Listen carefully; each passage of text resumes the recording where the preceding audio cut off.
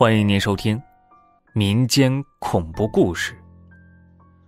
我想很多朋友跟我一样看过不少盗墓类的小说跟影视作品，像《盗墓笔记》鬼吹灯》这些的。很多人可能都对古墓探险充满了好奇，不少人都好奇这盗墓到底是真的还是假的，现实中真的有那么刺激的情节吗？或者真的有那样的盗墓高手存在这个世界吗？盗墓呢，自古就有，虽然说历朝历代都是重罪，但是依旧没有办法彻底杜绝这个不入流的职业。其实原因很简单，那就是墓中的宝贝实在是太多了。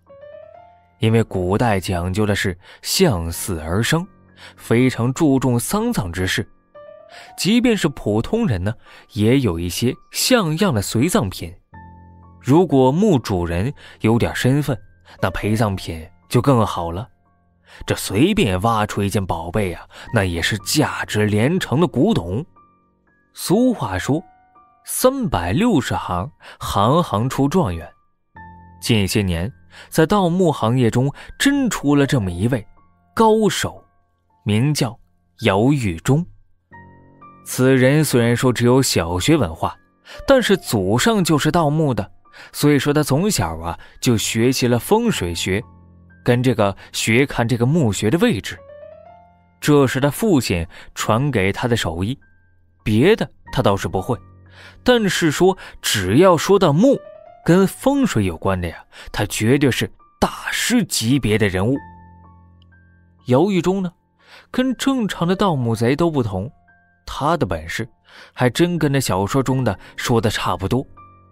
他看墓位置从来都不会用洛阳铲，要知道考古学家也是要用洛阳铲来挖土的，他全凭着罗盘，就像小说中演的那样，仅凭着风水跟罗盘就能把这个墓葬的位置确定下来。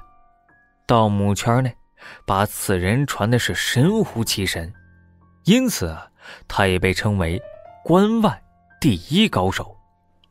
还有人将他称为现实盗墓的祖师爷。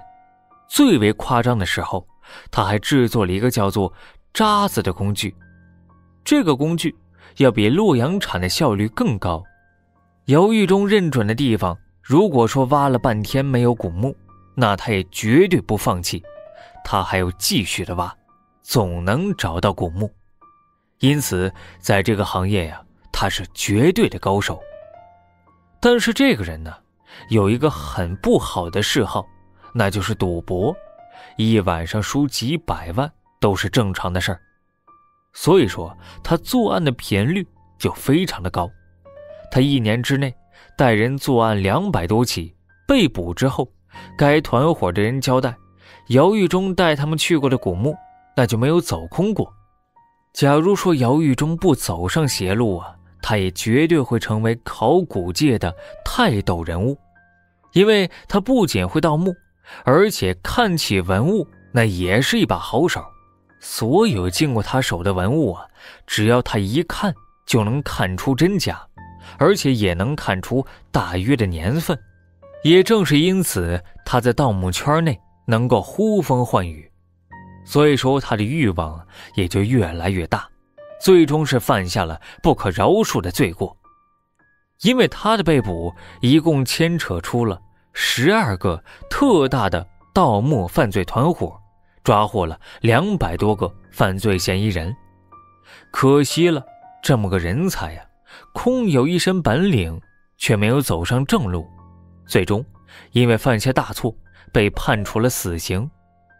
所以那些盗墓当中描写的离奇场景我们就在影视作品中过过眼瘾吧。好了，今天的故事结束了，故事来自网络，不足为谢。收听更多精彩内容，订阅关注，别忘了